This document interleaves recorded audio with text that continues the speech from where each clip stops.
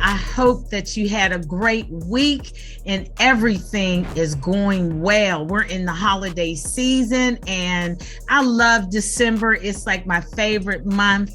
And also, I'm excited because the guest that I have today, I've been waiting and debating to get this guy in here ever since I started the podcast. So let's get it.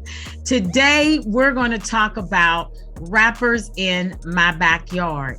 And on the grill, we got the plug. And you know, I love setting up every podcast with a quote that lays the groundwork for an interesting and provocative conversation. So here is the quote. We don't chase stars, we make them. And that comes from our guest today. And I'm so excited to hear why he says that.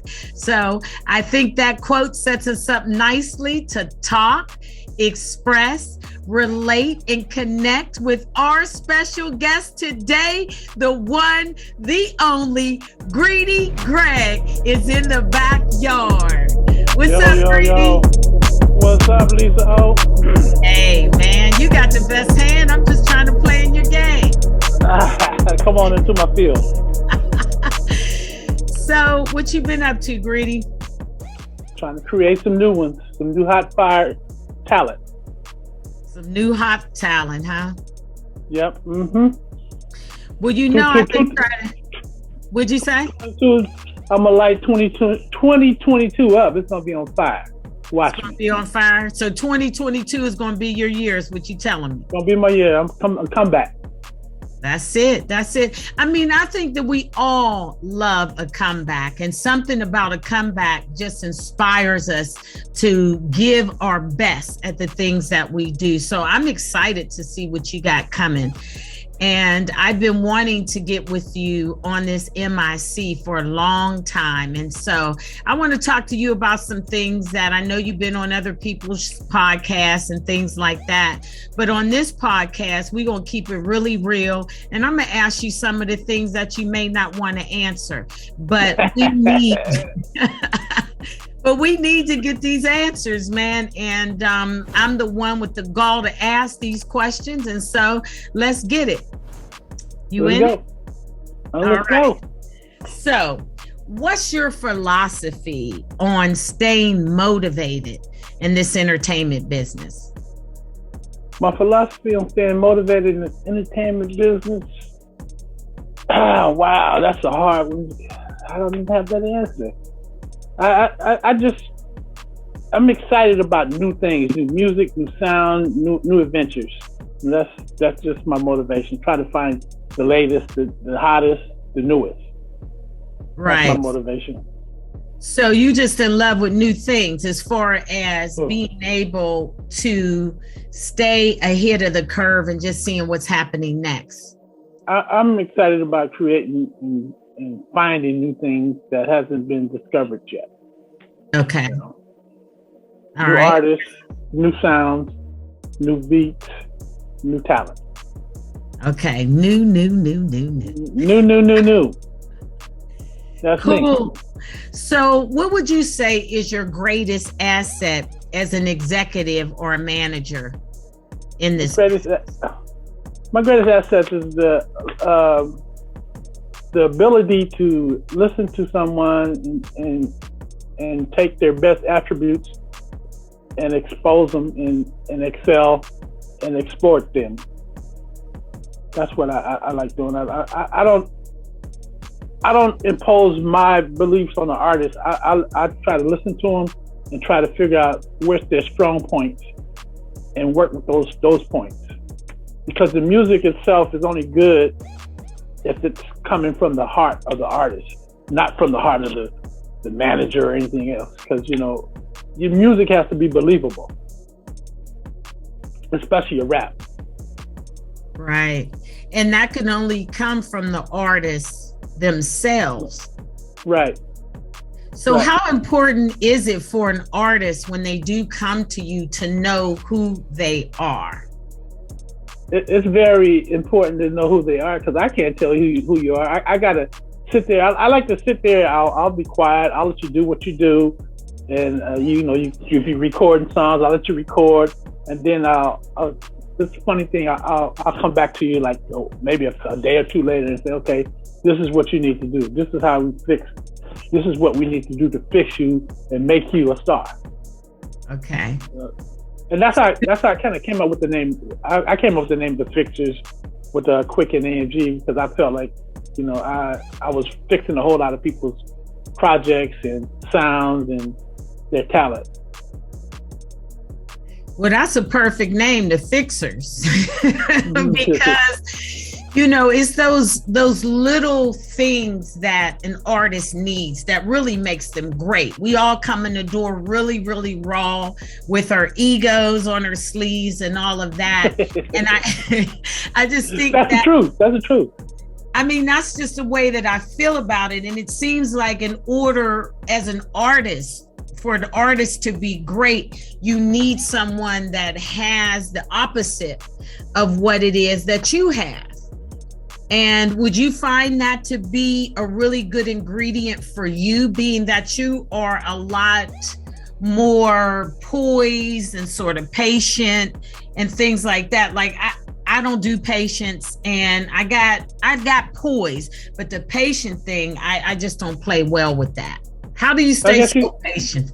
I guess you could say I'm the king of patience, because I'll let you, as an artist, you come into my studio, I'll let you work yourself to death, and when you're tired, then I'll step to you like, okay, this is what you did wrong. This is what we need to do to fix it. This is the adjustments we need to make.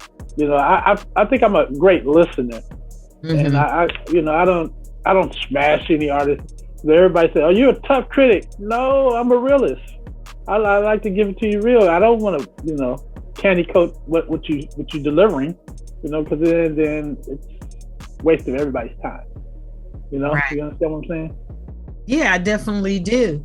And also been able to witness that. A lot of times I see in the studio, you'll have artists in there and they're new, and I see you just walk right on by them. Like you don't even see them. The coldest thing is that's cold. Man. That's cold.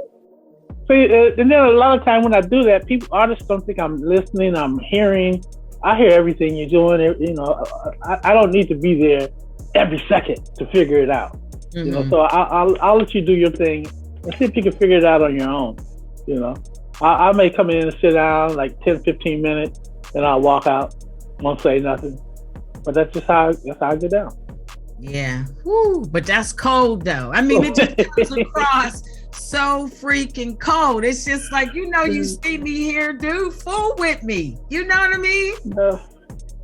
No, I've had art. I have artists that I initially meet, and they playing this stuff for me, and they want to get up in your face. I don't like that. Let me soak it all in. I find I do my best work in my sleep. What I mean is, I'll listen to you, and then that night I'll dream about you and how to fix you. I'll wake up at 2 o'clock in the morning. Okay, I figured it out. This is what I need to do. It's just kind of weird. The weirdest thing. I have had my best ideas at 2 or 3 o'clock in the morning. My best fixes are 2 or 3 o'clock in the morning. It's crazy. Yeah, because I'd hate to see you don't get much sleep, do you? Because that is an erratic way to spend the day. That's some bull right there. Because it's like, 2 and 3 o'clock in the morning, you generally know what's going on in them hours in this thing called entertainment. So instead of doing that, you're thinking about one of the artists that you're working with and how you can take them to the next level. Yes, I dream your fix. Whatever your fix is, I'll dream it, and I'll visualize it in my dream. Okay, I need to make this move, do that move, do this, do that. And it'll come to me at the weirdest hours, During the daytime, my mind is on 1,000 other things besides music. It's just weird. I'm kind of backwards with the process. So, right. In your opinion, how would you say that hip hop has changed as an art form? honestly, I'm kind of disappointed in the direction hip hop has gone. This is not what I visualized 30 years ago for hip hop. It's just now. It's just like, oh my God, such trash, garbage. This sounds bad. It's meaningless. I call it mindless music. Mm-hmm. It doesn't. It goes in one ear and comes out the other. Back in the day when you heard music, it left you with a feeling, and like you hear some of the old stuff when you were growing up. Some of the great stuff that when you were growing up, and it's still, right. You can visualize. Okay, I was riding my bike down the street and I saw that cute girl when that song came on. But now it's like it has no sticking power. You're not gonna hear a lot of these artists on oldie stations like you do some of the greats, Run DMC. Ice Cube, you hear them on the old school hip hop stations. You're not gonna hear some of these artists. I'm not gonna go through these names, but you're not gonna hear a lot of these artists. And it's so many of them. It's so much music coming out, and a lot of it is such garbage. It's not music. It's just noise. Wow. So when you say noise, are you saying noise in the sense of the music and the lyrical journey is not matching in no kind of way? Or are you saying noise in the sense of not a sound that reaches out to the people? It's not a sound. I consider it noise because you won't be able to put an orchestra together to recreate that. It's some guy that, he's got a computer and he put a peg here, put a peg there, put it there. Oh, I got some fire. This is hot. And a lot of times I look at him like, what are you bobbing to? Because there's nothing to bob. It's just like, I've been seeing guys doing this. And I'm going like, that's not even a groove. What are you moving your head to? What are you shaking your body to? It's noise. I mean, you couldn't get a lot of the stuff that you hear now, you couldn't get a drummer to recreate that pattern. You couldn't get a trumpet player or violinist to recreate that sound. You couldn't get a keyboard player to replay that path. Right. Path. And it makes no sense musically.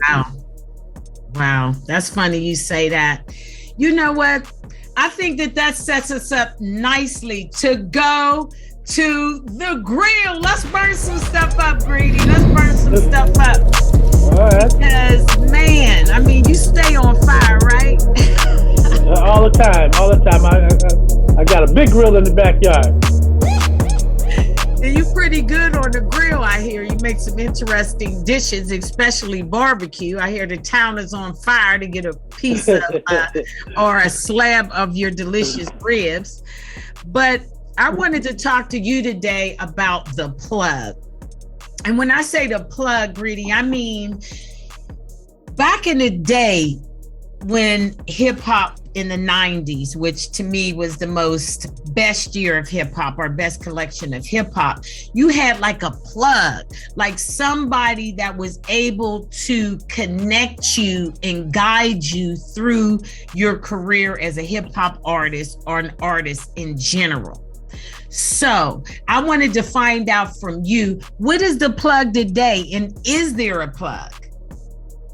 There is no plug today.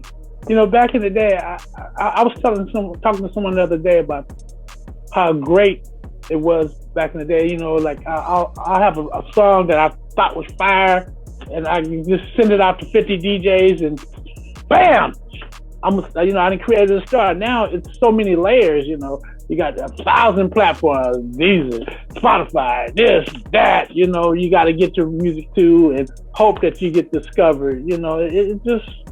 I find it kind of difficult to really promote, to really blow up an artist, mm-hmm. and find that plug. And then what you think is the plug, none of them is really consistent. You could be hot on Spotify and be trash on Tidal, So it kind of makes no sense. Musically, back in the day, if you were hot with some DJs, mm-hmm. you were hot all over, The only great thing about today platforms is your music is easily shot across the world, So, but the crazy part about that is you could be hot in Egypt and not even know. You can have a platinum hit over in Japan, not even know. Yeah. Unless you got some connections with it. So maybe it's more like it's too many plugs. There's too many alleged plugs that are, not consistent and not real. Everybody's got the connection to blow you up on Spotify, or you got the connection to blow you up on Tidal or to blow you up on one of the platforms. Mm-hmm. And it just doesn't feel real to me. It just feels like some fake numbers. Everything's fake. Oh, you go to a record label and they're like, well, how many followers you have? Oh, I got 1 million followers. The real question should be, how many of those 1 million followers do you really know? Yeah. How many of the followers are really following you because they like you, they like your stuff. It's just, everything seems to be so fake these days. Fake booty, fake tits, fake eyelashes, fake music, Nothing is genuine. And also, I like the way that you put that you can be hot somewhere and not even know it. That to me is taking away the whole idea of the plug. Because how can you know that you plugged in and you don't even know that you exist over there? Just right. Like, for instance, this podcast, I'm on Spotify and all of these platforms. I'm in the top 10 in the Dominican Republic, right? How do I know? I just found out like last week, you're in the top 10 and I'm going like, okay, if that's what's happening for me, because I'm not in the top 10 in the United States, right? So how do I get that particular country or place popping in a way that it can come back to me and translate in the United States? Now the bigger question is, when you find that you're hiding in these obscure markets, do you chase them? Do you chase them? Do you point your promotion in that direction? Mm-hmm. You don't know. You really don't know. That's the hardest thing about this whole new game.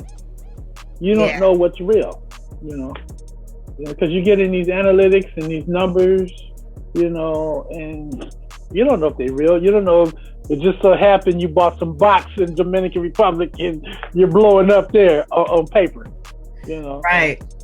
Right. It's crazy. It's like, do I go down there and get a BBL and then Lisa down here getting big tits and butt? So come on now. And then I can just go up and be number one there. It's like the plug to me is not really, like you said, there's not a plug. Like, for instance, what's the plug to get a decent deal with a label versus back in the day? Back in the day, you had qualified people making decisions, qualified A&R people. Now these guys, to me, are jokes. They just happen to know somebody that knows somebody that knows somebody. Okay. They don't. Back in the day, you had an A&R person that really knew how to create something. These guys do not know how to create anything, and basically they're going in the studio and sitting there, and if they're bringing 1,000 people to nod their head, and those 1,000 people nod their head in that room, then that's hot. That's the next thing. Right. I'm not a trend chaser. Mm-hmm. I just try to find good music, good sound, make you feel something. Not, Drake got this sound, so I'm gonna find an artist that's close to Drake. You can't do that. Yeah. You can't do that. It's like the carbon copy thing is going, just like, when that artist had came that sound exactly like Future. I can't think of that guy's name that came after Future. I'm sorry, it's escaping me now, but he sounded just like him, but he only ended up having that one song because you can only mimic. What was it? Designer? Yeah, Designer. Right. I mean, when from that song, we was like, hey, and then when he came with that second single, we was just like, that was it. What? It just didn't have anything. And then another thing I hate about the music game right now is everybody thinks you need a feature on every song or every artist. You know, like you go to a label and they're like, okay, who you got to feature on this record?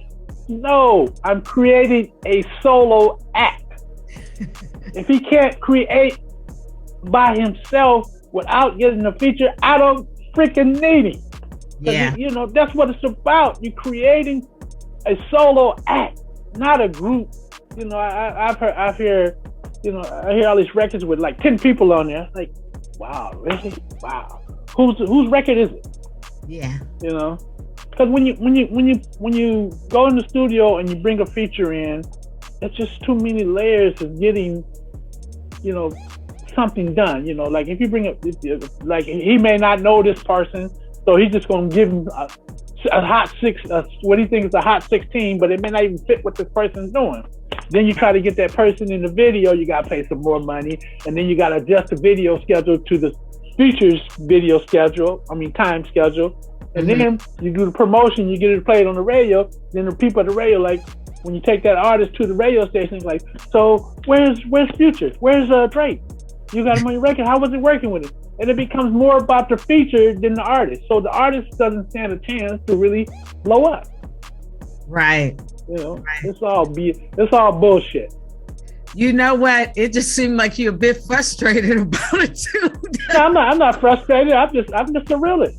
It's the frustration that comes with the higher ups in these companies that are basing talent off of everything, all the wrong stuff.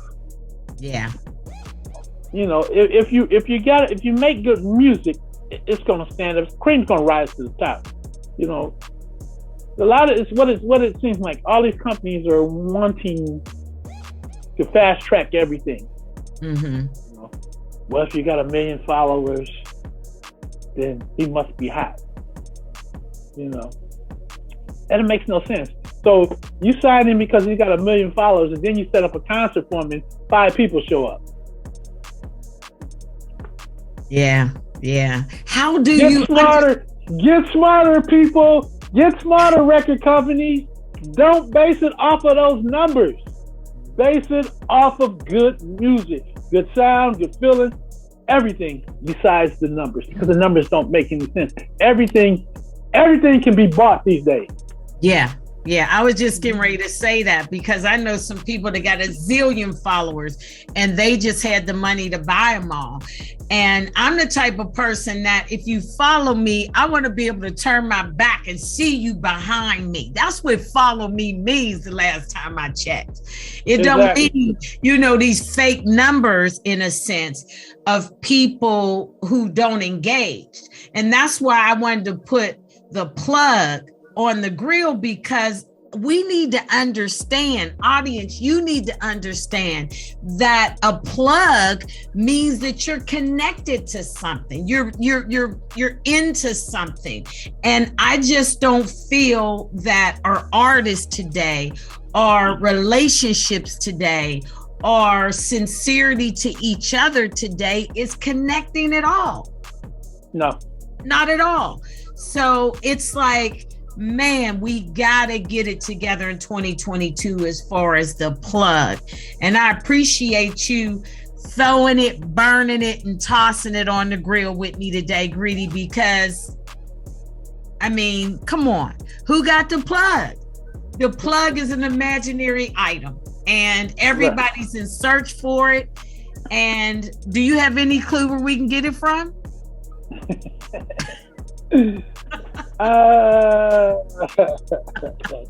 There's no such thing as a plug anymore. No, it isn't. It really isn't. So let's take that off the grill because we burnt it up and there's not a plug that exists right now in this industry. So let's take it off the grill. Let's burn it up. Man, we did a thing on that, the plug, man. So I really want to talk to you now about your artists, because I'm just going to go down the list of artists and I just want to know and ask the questions that I've been burning to know about. So first, let's talk about Tone Loc, Mr. Wild Thing. How did that relationship come together as far as the two of you working together? And what did you learn from that experience with Tone Loc? I started with Tone. Tone is my cousin. Okay. A double cousin. You know, and he was in a group called the AAA Crew with Wink and Gusto. Okay. Their actually all name was Anthony. That's how they came with the triple A Crew. Okay. But with Tone, what I learned from Tone, just because the person's your relative and you guys' blood, you can't trust them. Mm-hmm. You know? Make sure your paperwork's tight. Make sure your paperwork's right. You know, that was kind of my initiation into the music business, and I learned a few things from that. You know, each artist, I learned many different things from different artists, but they all have one thing in common. What's that? They have no loyalty. If I'm with you to the wheels fall off. Good time, bad time, hard time. Right. That's how I was raised. But what I find is like the artists, they're waiting for the next hot train. Right. The next hot conversation. Tone, even though, you know, I forgive him. What I don't understand with Tone is I've seen him at a couple of family like funerals and stuff like that. And the guy is still mad at me. I should be mad at him. Why are you mad at me? I gave you life. I made you money. And you didn't want to give me my money? I should be mad at you. Right. Okay, next question. Woo! Okay, Tone Loc, man. Look, no loyalty, no love. Family got you burnt up. And that's absolutely true, because family, boy, they be the ones that get you the most, because they're close to you and you feel like you should have a certain amount of trust. And when you find out that you don't have that, it really breaks you in a way like never before. And I know that Tone Loc was your first artist really in this business. Am I correct? That was the first artist. That was the deepest cut. Mm-hmm. No, I take that back. Tone. I was working with this female rapper named Ryan Rock and Roche at the same time with Tone, but Tone was the deepest cut. Yeah. Because I still see the Band-Aids on you, brother. You know, I still see the Band-Aids. So let's go to the next one. I had to shake it off. Yeah, Tone Loc, baby. Woo. Okay. Now, let me ask you about DJ Quik, because, man, in my opinion, you just tell me what it is. It seemed like you two have a love-hate relationship. It's like y'all either all or nothing. Tell me about DJ Quik and how'd you two come together, and is it a love-hate relationship? Where y'all at now, dude, with all that? Quik was one of the most talented producers I ever worked with. Real knowledgeable. As far as the love-hate, I don't hate anybody. You know, I bounce off the energy you give to me. You know, you don't want to work with me, fine. I'm cool. I have no problem. I'm not chasing people. People chasing me. Right. You know, as far as Quik, this is it's again, it's that loyalty factor. It's no loyalty. You know, it's like you create these artists, and you're only good as the people you have around you. You know, if artists really look at the state of the business of the successful artists like Will Smith, why is Will Smith so successful and still successful? It's because he kept the same people around him. You know, anything you do in business, you're gonna have your ups and downs. So you gotta ride with the down as you riding with the ups. You know, you can't just jump ship, because every time you jump ship and go to another camp, you like starting back at square one. You know, and artists have to realize that. You know, every move that your people make is not going to be necessary to be the right move. So you're going to win some, you're going to lose some. KRS once said something one time, you know, everybody gets fucked in this business. You just try not to, get fucked so many times. You know, and that kind of stuck with me. That kind of stuck with me after the Tone Loc situation. But Quik, you know, I got much love for Quik, but I couldn't work with him again. Right, because of the loyalty factor. The loyalty factor, and I at this point in my life, I don't have the patience, you know, to I don't want to say, but I just don't have the patience. Right, you don't want to say it. You don't want to say it, but I appreciate you being honest with that, because you two really did a lot of great work together, a lot of great work, and even to this day, I know that your phone still rings. People still ask you about Quik and feel that you can get in touch with Quik anytime that you want to. Is that a fact or is that fiction? I probably could, but I choose not to. I rode the Quik train 3 times, and you know, got kicked out the car. You know, that getting kicked out the car wasn't a comfortable feeling. You know, like for doing nothing but trying to help a person elevate their career.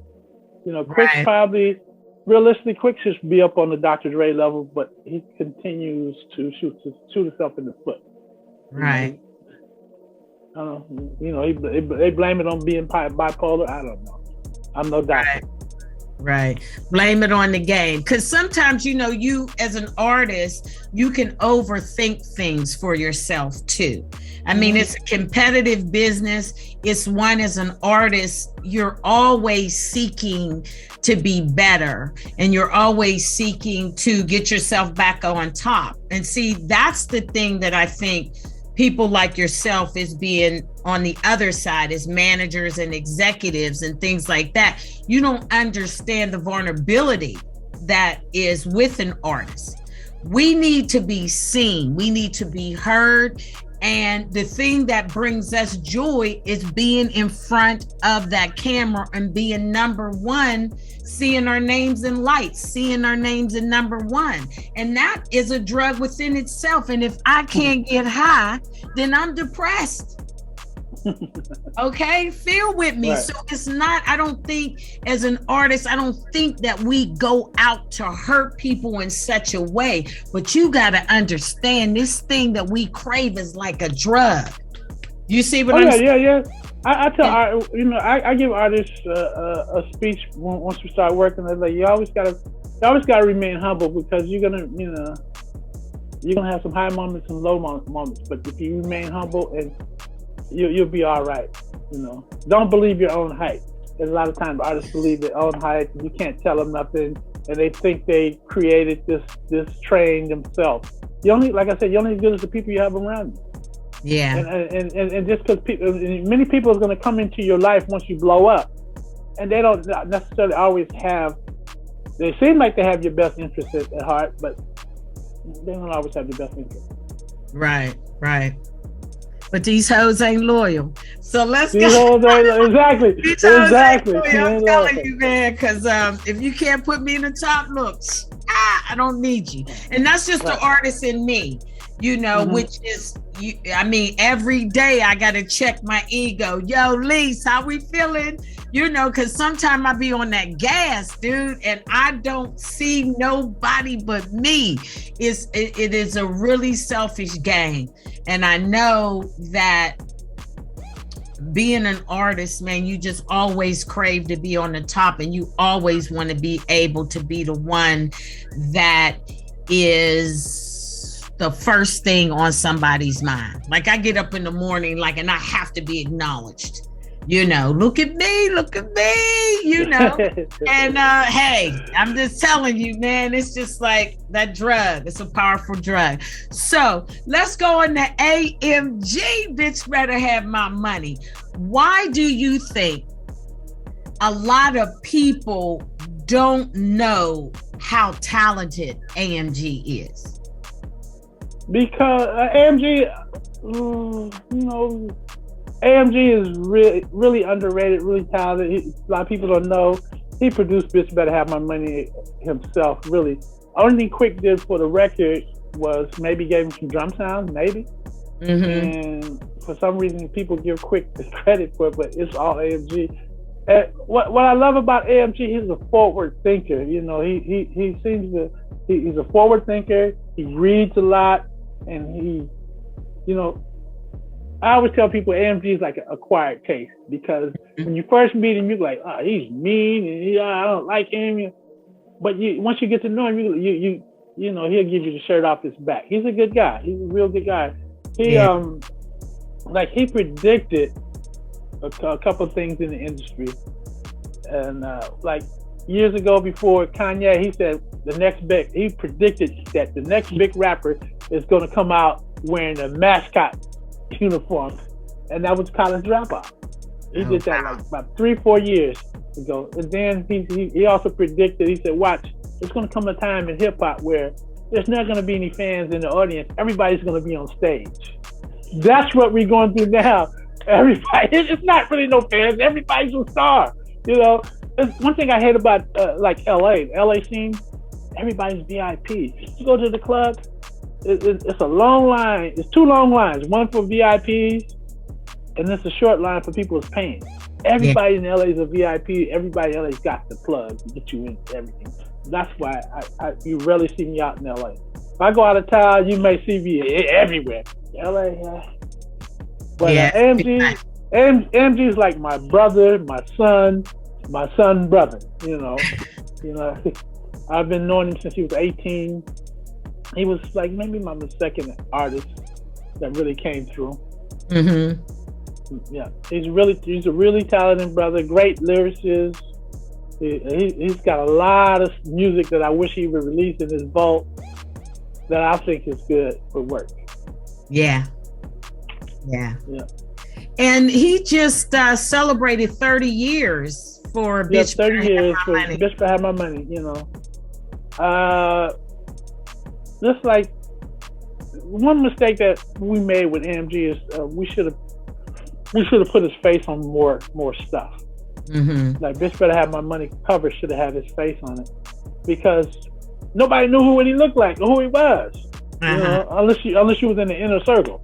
You know, like we go out on tour, he'd be around, but nobody didn't know that was AMG. You know, it was crazy. You know, ain't no way I could do that. If I had that song, I'm like, I'm that bitch. You know what I mean? I couldn't be sitting there like, you know, my song's on the radio, and I mean to this day, man, that song is in my rotation because that. That just seems so immediate, so demanding, so badass when you hear that, you know. And then that, I don't know what that is. Is that, what is it? That high top? What is it? Those are horns. Mm-hmm. And yeah, if you know his history, he used to have a high top stage. He with the high top stage, open up that coach bag so I can get paid. Right, you know. Right. But you know, after he got into the industry, he lost his high top days. Yeah. And we ain't grown much here these days. You know what I'm saying? The crew got all low cuts, except, you know, Quik is still rolling his long hair, you know. But man, AMG, man, we needed to get your photo on everything, man, especially on that Bitch Better Have My Money album, because so many people, even today, rock that, and it just plays at all the backyard barbecues, and that record will never go away. So shout out to my man AMG, man. It's a classic. Yeah, it is. You put that record on just anywhere now, and it still rocks the party. Yeah, still rocks the party. So let's move on to Second to None. In what way did Second to None betray your trust? And where are y'all at now with y'all thing, man? They betrayed my trust because it got to a point, like when we got ready to work on their second album, they decided they wanted, you know, go to Death Row. And, you know, because they're from Compton and they're Bloods, they went to roll with Shook. Which, you know, I'm in the music business. I'm not in the gang banging business. So it didn't make sense to me. Because honestly, when I work with a group, I kind of have an idea of the path for you as a group or as an individual. And I had a path for them. They could have been if they had all stuck together, they could have been the next NWA, because NWA was on the decline. They could have been the replacement group, you know. But they're impatient. They wanted to gangbang, which didn't make sense to me, because gangbanging don't make you no money. The only thing you end up in jail or dead, you know. And if anybody know, you know, where I had my studio used to be in the house upstairs. And my front door was always open, you know, somebody was always here. And then one day I had left, and I come back and Suge sitting in my living room. They brought Suge to my house. Wow. And sat in my living room, somebody they wanted to get released. And, you know, it wasn't really nothing to talk about unless she was giving me some papers. So, you know, Suge, I like, gotta get out of my house. Gotta leave. Right. And I was, you know, and then they kind of ambushed me a couple of times with Suge, but you know, nothing ever really physically happened to me. Right. I heard something physically happen to them over at Death Row. Well, I don't know what more can I say. That's the, you know, I tried to forgive them. They apologized, you know, blaming on being on the youth, but it's still kind of stuck in my head. It's like always bothered me. Like, how could you do this to me? You know, you know, it's like when we started, I opened my door, my house, my family to them. I fed them when they were hungry, when they didn't have, I gave. Right. This is the motherfucking thanks I get.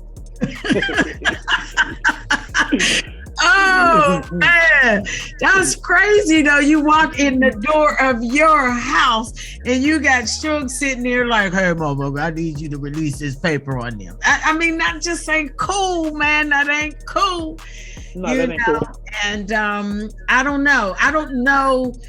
I mean, I understand to apologize, you know, and for us to forgive each other in that, because that was a really great thing for them apologizing to you. I respect them for that, but it's really hard to forget, like you said. Like, you always got that sort of playing in the back of your mind, like, if I get down with you guys again, you will possibly flip on me again. Right. No, and so is that why you only did that one album with them, which was really good? Yeah, that's the only reason why we did the one album. And what was the name of that album again? Second to None. Oh, okay. What was the song on there that? Ain't Nothing Wrong. Be True to Yourself. And they wasn't true to themselves. Yeah. Be True to Yourself was the cut too. And the thing that I liked about Second to None, man, they could also sing. Like, they had like this cool voice that could hit the chorus, you know what I mean, and then be able to hit it up lyrically, man. So we had a group that is called Sexy Leroy and Chocolate Love Lights, which is actually, to me, early version of Soul Sonic, because they did all the love songs, classic R&B, you know, and we were supposed to do an album. But it never came together because, like I said, they wanted to go gangster. Right. They wanted to throw it up. They want to represent the hood instead of represent the music. Yeah. Man, dang, come on, Second to None. All right, so what about BG Knockout and Drayster? Why didn't that Real Brothers album come out? Because, I mean, they had 50-50 Love. They had hits on there, dude. Like, practically the whole album was hits.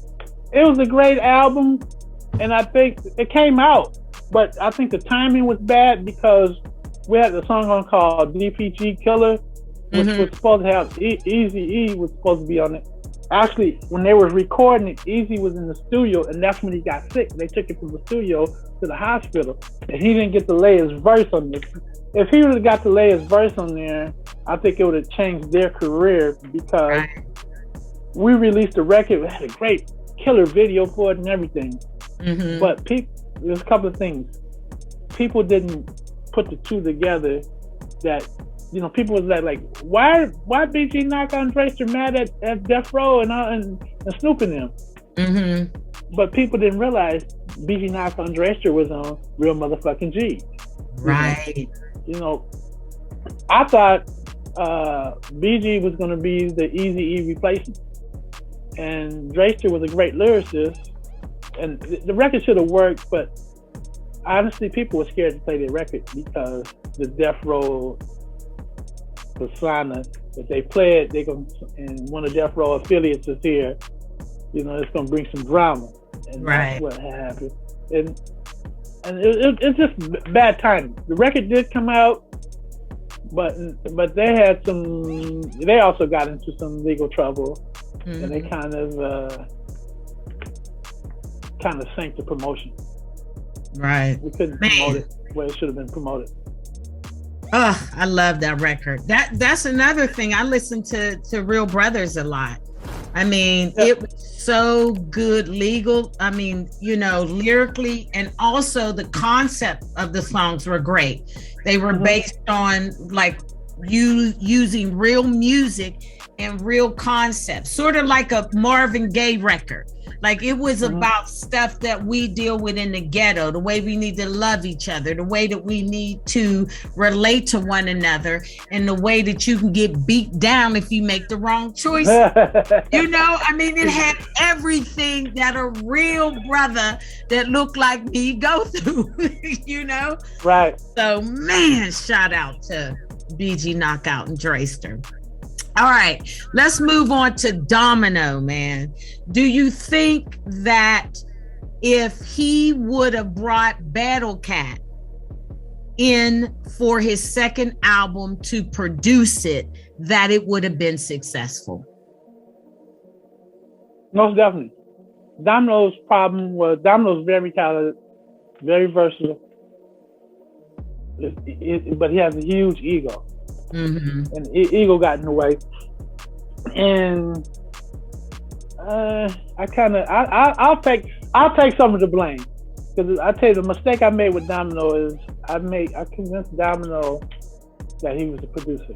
And what happened was, after when the first record was blowing up, I had got a call from Sony, and they were looking for a track for Shabba Ranks.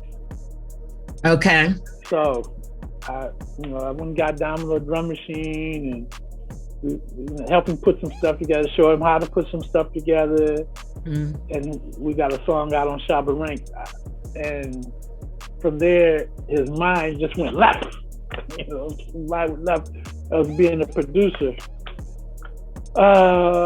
There's two different things about producing. There's producer and a beat maker. Producer is able to see the whole thing out. Most of these guys now are beat makers. They just give you a 2-track and tell you to go rap on it and send it back to them. That's not a producer. It's a beat maker. Domino should have let Battle Cat produce the second album, but both of them's ego got in the way. You know, Battle Cat got a huge ego, and Domino got a huge ego. Battle Cat was coming off of the big success with the Corrupt record and some stuff on Snoop, so his ego was huge. Domino's ego was huge because of the success of his album. Right. And you know, a lot of artists I find don't be real with themselves. You know, it's like a lot of times I've been in studios with guys who engineers and stuff like this, and they'll be on the mixing board and they're just mixing the song, right? They may slide up one of the vocal tracks and then they want credit for producing. Like, no, that's never been me. A lot of artists I give ideas to, but I just never really took credit for being a producer because I didn't want that type of credit, you know. Right. Domino, if he would have just let Battle Cat produce the second album, I think he would have had more success. Because if you listen to after the first album, the second album, it was cool. It was cool. It had some good stuff on it, but it just didn't capture the audience. Then the next album, we didn't do the third album. We didn't do a third album on Domino. He did it himself. next couple of albums he did himself, and no success. But Domino's real talented. Wow. You know, that the thing is about it is like when you get with a producer as an artist and you guys are able to work magic together, you gotta go back and get that magic. At least I would have had to go back and see, okay, do we still have the magic or not? Exactly. You know, and if the magic doesn't exist, then yes, maybe I would move on and produce myself or find somebody else. But what is it about us and our culture that once we have success at something, we feel that it's necessary for us to move on or become so in our own head that we think we can recapture that same thing ourselves? Because we think we're the man. And we don't really look at the whole picture of like what it took to make that happen, that magic happen, you know. It's just like self-ego. We're black people, we have huge egos. And you got to keep your ego in check and they're not real with themselves. Like, you know, like, no, you didn't punch that beat. No, you might have had the idea for a sample or something, but you didn't put it together. Yeah. You know? Yeah. So we got to get our egos in check, really. Yeah, that's straight facts. And let's move on to my girls, Moke and Steph. He's mine, man. Why didn't you do another LP after the success of As Is? What happened? Well, the label kind of just, it's kind of a whole bunch of malarkey. Mess. The label kind of dispersed. You know, our verse went to disperse after their first album, because we had a string of artists and we had a string of I like to call bad luck. We had an artist named LaRocco T, which was Mystical before Mystical. Okay. We signed him. We had a great album. That was a good album. But he was mentally ill, and we didn't know he was mentally ill. Okay. So we took a loss on that. Okay. We had a group called Code 3, which was more in competition with H-Town, because they were from Houston too. But we had a lead singer on there, killer. He's one of the best vocalists I ever met with. After we finished the album, shot the video, he goes to jail. He gets 10 years. He goes. What happened made no sense.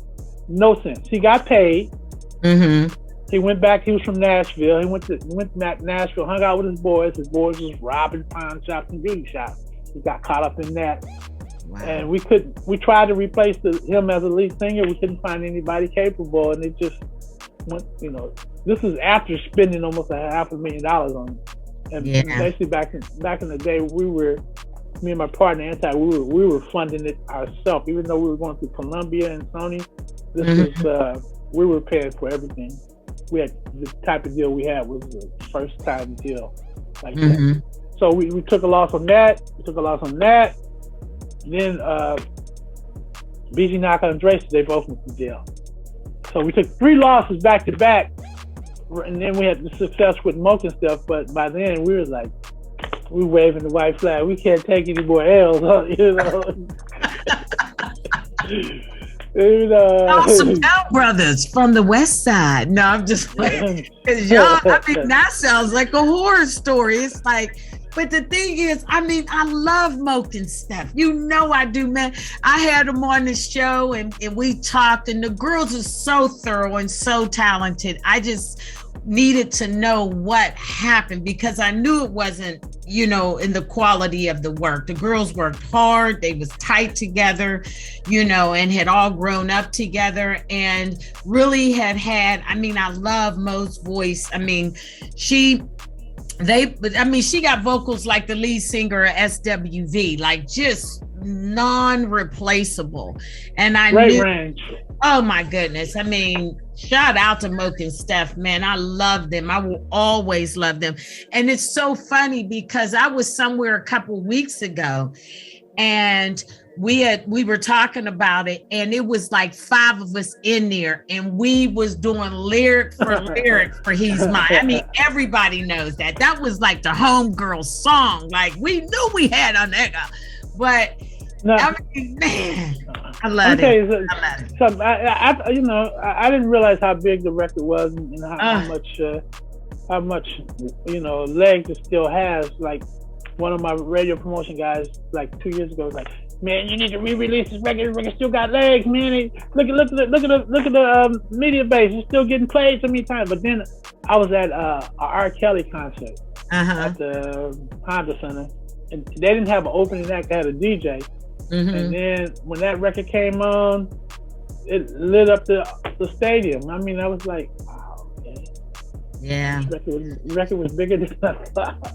Yeah. And see, that's the real plug right there. When you put on a record, you know what I mean? And that is timeless. And everybody knows it word for word. That's what we don't have right now. Like, I'm just thinking, like, what song in the last couple of years have I heard that I know every lyric? Like, I know Spoken Steph stuff, and it's a zero, because we're not getting that kind of music anymore. No. It's just like, I mean, just real quick in the pan, flip it over, and we're done. What was your experience working with Leora Cohen? You went out for a minute. All I see is your name, man. Come back to me. What was your experience working with Leora Cohen and Russell Simmons with Def Jam? Because your Outburst Records label was a part of Def Jam, correct? Correct. It was a great experience. I learned most of my music business from Leora and Russell. Mm-hmm. What I learned is I learned a lot of promotion stuff, and it was great. Our situation was great when they were going through Sony. Mm-hmm. And I learned a lot, about promotion, who to use, how to, gauge, how to put stuff together, how to promote, and the chances to take. When we had to deal with Def Jam and it was going through Sony, it was like, if you came up with an promotion idea, no question, let's get it done. Boom. Right. Make it happen, fun. And then when Def Jam went over to Polydor, it died. Everybody died an ugly death over it. Wow. Everything, because it was so many checks and balances. The music business, especially hip hop, is not built on checks and balances. It's on chances in the streets. You gotta hit the streets. And right. when we went to Polygram and Def Jam, Polygram and Polydor, when we wanted to do something for the streets to make our artists blow up, it was just so much red tape, Oh, this person got to sign off. Oh, the accountant said you can't do that. It doesn't make any sense. Hip hop don't make any sense. That's what makes it great. Right. The senselessness of it, the senselessness of a song with some words. Right. So, working with Leora was cool. I learned a lot of Leora. Leora was funny. Mm-hmm. Russell really wasn't hands-on. Russell's actually who initiated our deal. I met Russell in the back of his Rolls Royce one time, and let's do it. That's where we signed the deal. The back of his Rolls Royce. Wow. Russell put a lot of people on. Come back to America, Russell. Come on back. We need. Hey, that's a whole other story. That's hot. That's something for the grill, man. And I wanted to ask you about Big Lurch. How was it working with Big Lurch? And also, how did you feel about just about the tragedy that occurred with him that didn't give you guys an opportunity to release his record? Big Lurch record was a great album. If that record, if we were able to get to release it without all the stuff that happened, I think it might have changed the sound of the South a little bit. because it was a good album. You know, it was kind of, working with him was cool, but it was kind of spooky too. You know, that whole working with I forgot the label, Stress Free Records or wherever I was working with them. They had Big Lurch and Roger Troutman Jr. Wow. So, the Big Lurch album would have did well if it was able to come out Mm-hmm. righteously, in the right way, in the right form. Right. You know, it's like when he got arrested for what happened, it blew my mind, you know, because a lot of times I was in the studio with him and I just didn't feel right. It was kind of spooky. You know, it was like, you mean before this happened with him, you would be in the studio with him and you felt kind of spooky? Yeah, I felt kind of spooky because, yeah. and well, because he didn't really say much to you, but it's just like a lot of what's going on in his head, you know. And he just look at you like you didn't know what was going on with his thoughts, you know. It was kind of crazy, you know. Wow. So you was kind of sitting there, and then you felt some kind of way, like he could just turn around and be, "What's up?" And you just exactly. Oh man, that is spooky, man. I'm telling you, he has some hits on there, boy. He had some hits on there. But again, it was just so unbelievable what he went to jail for, man. I mean, you know, man, I mean, I don't know. That's just like you cutting me open, digging in and taking a bite out of my lung, dude. It's just crazy to me. That's why you leave them drugs alone. Yeah. The drugs alone. Yeah. Man, drugs really tear us apart, man, as a culture, as artists and everything, you know, because we just want to be numb, and I get it, you know? I mean, we go through so much pain in our lives, really, that you sometimes don't believe you went through such a thing and get to live and tell about it. And that's why I think that the culture is so drug induced. You know, and I was talking to a guest a while ago, and I was just saying, man, we don't know what to do for different things, because at the birthday party, you got liquor, you got weed, you got all sorts of drugs or whatever, and you got a birthday cake. Then at the funeral, you got the liquor and the weed and the drugs, and then you got a birthday cake. I mean, you know, it just, we don't, where's the line? How do we know when to celebrate? What is a celebration? The celebration is life, breathing, not being sick, being healed, you know, being able to breathe every day without anything holding you back. You know, why? I don't understand people, you know, it doesn't bother me. I've been in studios with people just constantly chain smoking weed. Like, I'm going like, how high are you trying to get? Where are you trying to go? You know, and then why would you want to be? You know, you're kind of working. Why do you want to get so high you fall asleep? I mean, guys come and rent my studio, and they're coming with the crew, and everybody's rapping blunts and stuff. And I come back 15 minutes later, everybody's asleep on the couch. Wow. Is that what you could have slept at home? You know. If you wanted to give me the money, just give me the money and sleep at home. You know? Right. I feel you. But I also gotta say though, Greedy, man, you ain't never been into the narcotic, man. You never drank, you never smoked.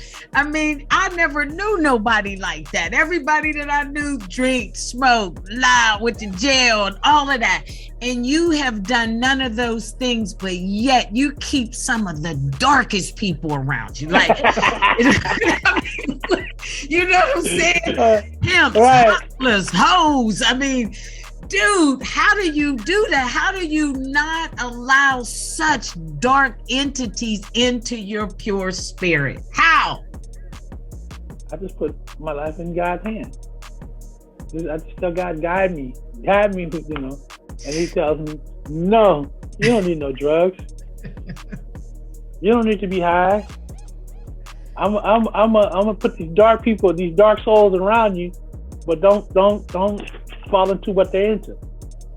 Jeez, that's a lot, man. I could no, and maybe you can enlighten them and get them out of from being a dark soul. Yeah. You know. Wow. That's the thing that intrigues me most about you, man. You're nothing like the music you produce. You're nothing like the people you surround yourself with. You don't speak like anything that I hear comes from you. You know what I mean? Like gang banging and hell raising and, pimps and hustlers. It's just crazy to me. I mean, I understand what your dynamic is since you explained it to me, but on the outside looking in, I just always wondered, like, what do they see in you? You know what I mean? Because they don't get to see you high. Y'all don't do blunts and stuff together. You're just like somebody that is existing within like this dark underworld. How have you survived? You know what? I don't have the answer for that one because I just try to keep my head straight and keep my path that I'm trying to achieve going. I try to keep myself going in the righteous direction. Mm-hmm. I don't suck into all the noise and the craziness and the foolishness around me. Wow. All right, man. But can I say I tend to be attracted to me. It tends to be attraction. I think I attract those type of people, that type of energy. Yeah. I mean, there's this girl that wants me to work with her, mm-hmm. but she's total opposite of everything I ever worked with. She's one of those save the world singers and stuff like that, and I know that's not going to work. So there's no attraction for me to work with.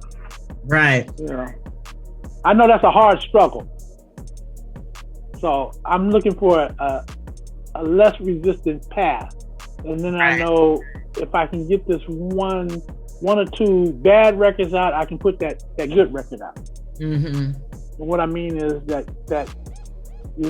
bang bang shoot 'em up, fuck you record, and then I might be able to put out a save the world record. Oh, that sounds crazy and dark. But man, I mean, you've been successful in it, man, in terms of being somebody totally opposite of what you're around, and it's just so funny because anything that can be gotten on the street, you know how to get it. It's an amazing thing. Just amazing thing. So who are you working with now? Who do you got hot coming in hot? I got a roster coming out. I got Jesus Rose from St. Louis. 5. Ladies, you're gonna love him. 5. He got some hot stuff. He got 2 songs out. We just test marketing right now. One called Food, which he actually sounds like Maxwell, R. Kelly type vibe. Mm-hmm. And then he's got a record called Bag that's doing real well on YouTube. We're going to really launch it after the first of the year. And I got Miss Danielle, which is my niece, which is, she's the queen of smut rap. It's just crazy. I was like, man, I feel weird because I feel she's my niece. Right. And what she's rapping about, I feel like a pimp. Like, I'm pimping my niece. Like, I try to get her to soften up, but it's just not in her. Right. And then I got some guys coming out of the Midwest. I got a G.O.D. Wells. He's sort of like a French Montana, Post Malone, Drake all mixed together. Uh-huh. And who else I'm putting? I got locals, Infrared, which is supposed to be Quik's nephew. Infrared got a hot record called Superstar coming out. Mm-hmm. And I got a few things coming out, pulling up my sleeve. Good. Because we need some music from you, Greedy, man. It seemed like you've been like in hibernation and deep thought, or not giving a at all. because, man, it's been a while since you've been out here in the rap race, man. We need you back in the race. And that's why I had to ask you what you got coming for 2022. And also, I need to know who your top 5 you got in hip hop, dude. And it don't got to be now, because from what you say, it's all noise. But come on, you got to give me somebody that's now that it's as close as we can get in hip hop. So give me your top 5 in hip hop. You know what? It took me a long time to understand him and start liking stuff. Believe it or not, I understand Drake. I like Drake. I like some of Future stuff. Then, I did the classic Biggie, Tupac, Ice Cube. It got to be 10, man. I can't believe it. All right, well, give me 10, my friend. Shoot them off. Rakim, Biggie, Drake, Future, Snoop, of course. Will I be wrong not to name none of my artists? That was kind of weird, huh? Ooh, come on, man. You know you got AMG and DJ Quik on there. I know for sure. Yeah, AMG and Quik. I'd give Quik his props. Quik it's kind of weird to see all this, all the West Rushmore, and you not include him or some of the greatest. Need to be on that though, for real. Like, y'all need to quit playing that. Nah. Yeah. Did I give you 10? No, you gave me 7, man. You owe me 3 more. Give me my Tupac, of course. Yeah. You got any East Coast, man? I ain't hear nobody from the East Coast. I said Rakim and Biggie. Oh, okay. KRS-One. Okay. And Public Enemy. Oh, okay. That's 10, man. That's like the Hall of Fame of hip hop right there, man. We need to write it down.